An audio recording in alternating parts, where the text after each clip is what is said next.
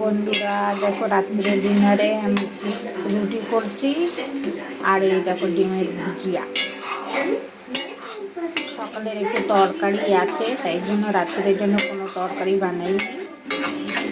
আর একটু আমি আজকে বেরিয়েছিলাম তো, এই 9:30টার সময় ঘরে ঢুকেছি।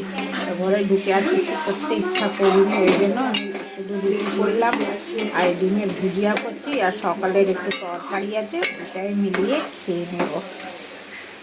তোমাদের বাড়িতে রাত্রে ডিনারে কী কী রান্না হয়েছে আমাকে একটু কমেন্ট করে অবশ্যই জানিও। আমাদের ঘরে তো রুটি আর ডিমের ভুজিয়া হচ্ছে, এটাই একটা রুটি।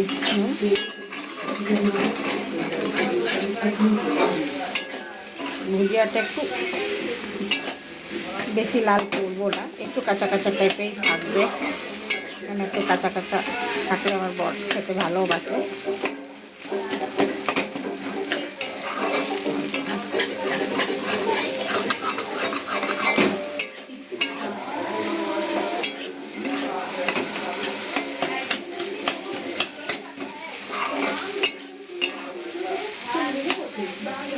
ব্যাস হয়ে যাচ্ছে ডিমের ভুজিয়াটা।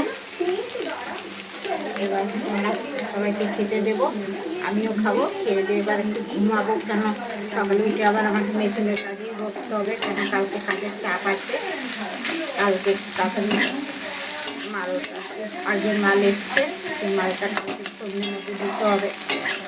সকালে উঠে কাজের ছেড়ে যদি না বসি তাহলে কাজটা এগোবে না, এই জন্য তাড়াতাড়ি ঘুমাবো একটু। Bye, good night.